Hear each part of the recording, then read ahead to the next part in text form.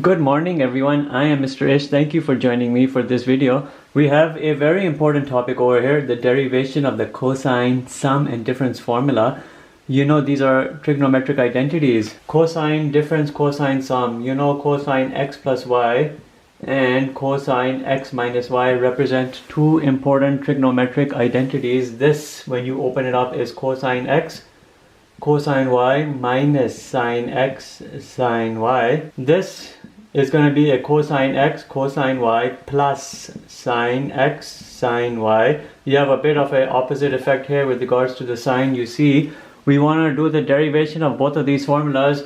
The derivation procedure which I'm showing you requires you to start with this, then from the derived formula for this you go to this secondly. This is done first, that's done second, and let's get into it. It's going to be an interesting formula derivation over here. Everything over here will develop from the concept of the unit circle.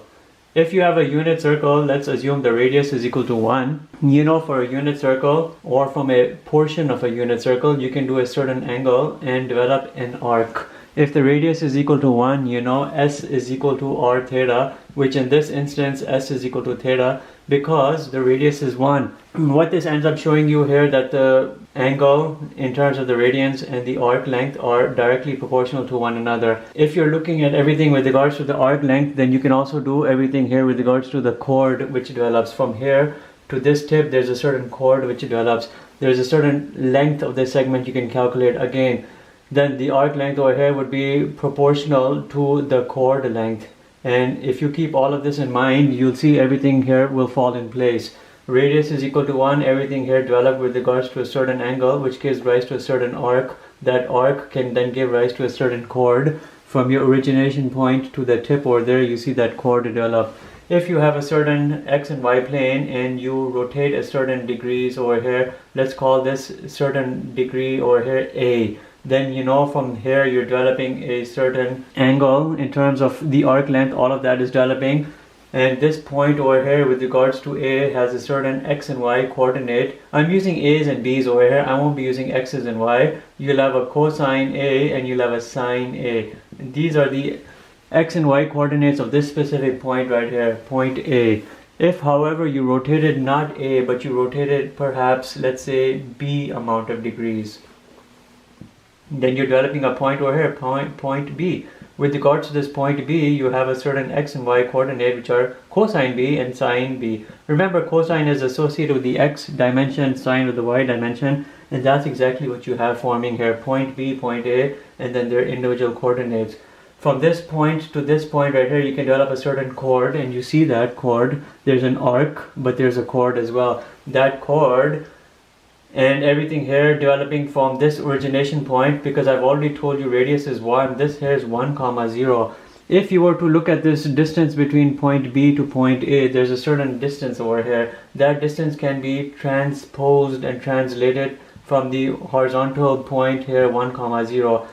You're looking here at something which is a distance from point A to point B. You're seeing that there's a certain length of that segment over there that's developing, and that would also translate to right over this entire distance can come right over here. So that this point right here, you're looking at this specific point, you can represent it as point A minus B because it represents the difference of point A and point B. You've just translated all of this right over here to your origination point. When you're looking at this over here, you can develop your x and y coordinates. It would be cosine A minus B and it would be sine A minus B. Everything over here is stemming from the difference between point A and point B with regards to all of this having an origination point from 1, 0. You see this little chord we've developed right over here, and you see this chord we've developed right here. These two chords here should be equal to each other. They're all stemming from the same unit circle which would have continued all around over here. They're all stemming here from the same dimension, from the same x and y dimension, same unit circle, same everything. Everything here is identical with both of these chords, and then their relevant arcs over here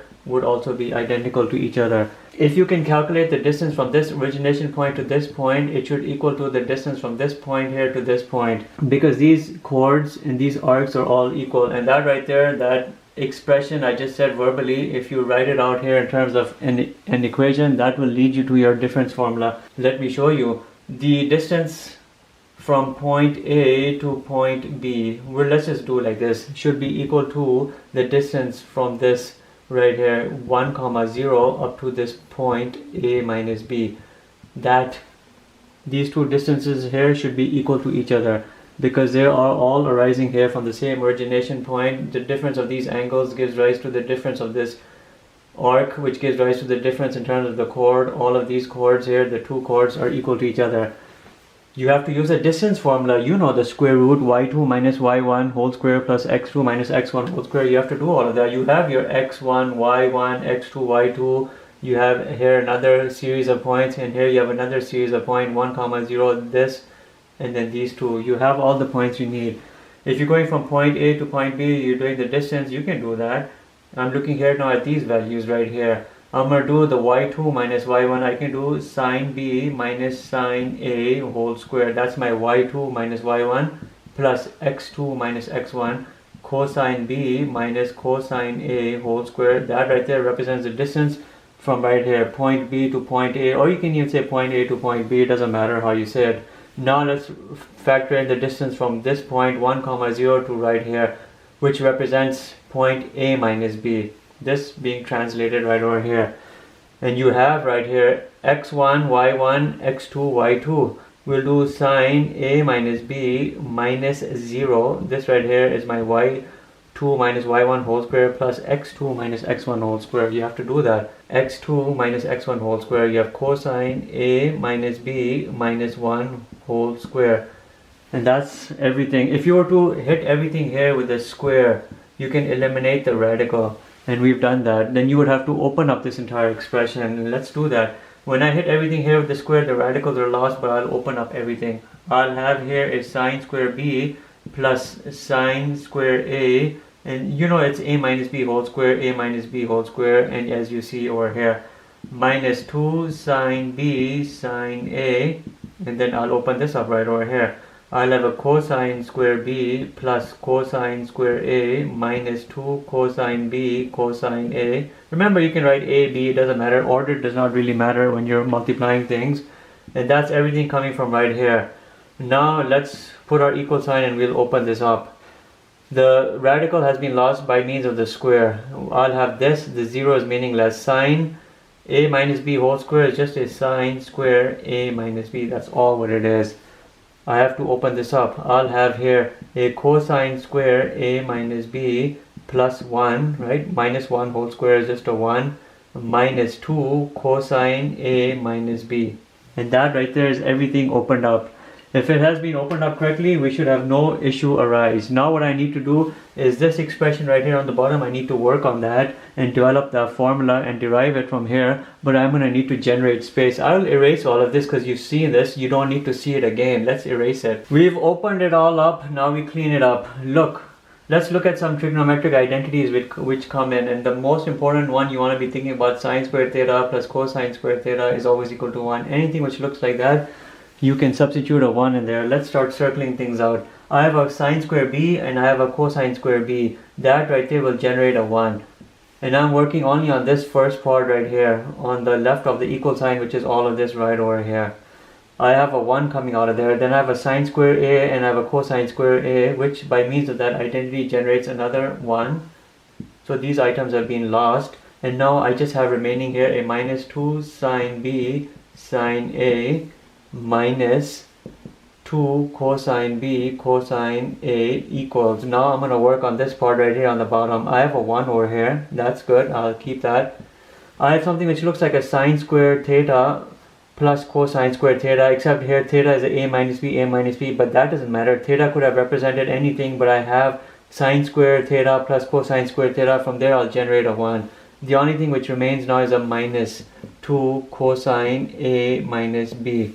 Remember, in all instances these A's and B's could have been X's and Y's. It would not have made any difference. Look here, we have a 2 minus 2 sine B sine A minus 2 cosine B cosine A is equal to 2 minus 2 cosine A minus B. If I were to take this 2 on the other side, it would minus with this 2 and you would lose it. So I'm just going to lose it right now. This plus 2 cancel each other out. They zero out. When I look at all of this, I can multiply everything here technically by a minus 1 or 2, because I can divide everything by a minus half and eliminate these coefficients. What do I end up seeing? When I hit everything here by a minus 1 half, I have a sine B, sine A. This gets converted into a positive. Then I have a cosine B, cosine A is equal to, right over here, it will get impacted as well by the minus 2. And you'll have over here a cosine A minus B. But I want to write this out again properly. I want to write this first, right here. Cosine A minus B, which can be x minus y, is equal to. And I'm going to write this first, but I'm going to write the A term first. Because remember, when you're multiplying in the same area, in the same item, order does not matter. You have cosine B, and then I have over here a plus. And then I'm going to write the A term first, sine A, sine B. And this right here is your identity formed and derived. Remember again, A and B could have been x and y. Cosine x minus y is equal to cosine x, cosine y plus sine x, sine y. So we've derived this identity, everything coming from that unit circle representation, the arc lengths giving rise to the chords, and the distance between the variety of points on that depiction giving rise to this formula over here. Now for the last part of this video, let's look at the sum formula for cosine. It's just an adjustment you have to do from this particular formula. From the difference formula for cosine, you can derive the sum formula for cosine. You just have to view things a little differently. You're looking at A minus B. That's exactly what you're doing, because when you open this up right here, you end up bringing in a sum of two angles. That's exactly what you do. You end up converting this into that, but then that minus B affects and impacts everything here in terms of the B values. You'll have a cosine A, but you'll have a cosine of a minus B come into play, plus sine A, and then you'll have a sine of a minus B come into play. And then, you know, cosine being an even function, the cosine minus B is no different than just a cosine of a B. Cosine of a minus B is no different than cosine of a B, because cosine is an even function. However, sine is an odd function. This minus, it affects everything, and then comes over here and it changes the sign. So you end up seeing a sine A and a sine B. The minus for the odd function affects everything before it in terms of the sign. The positive becomes a minus, and you end up seeing from the difference formula, the sum formula comes about. So you could say cosine x plus y is equal to cosine x cosine y minus sine x sine y, and the sum formula for cosine is derived here. The difference formula was already derived for you, and that was all we had to show you in this particular video. The lengthy procedure here is the difference formula, but the sum formula is very easy to derive from there. And that's it for this particular video. Thank you for watching. Have a great day. Bye.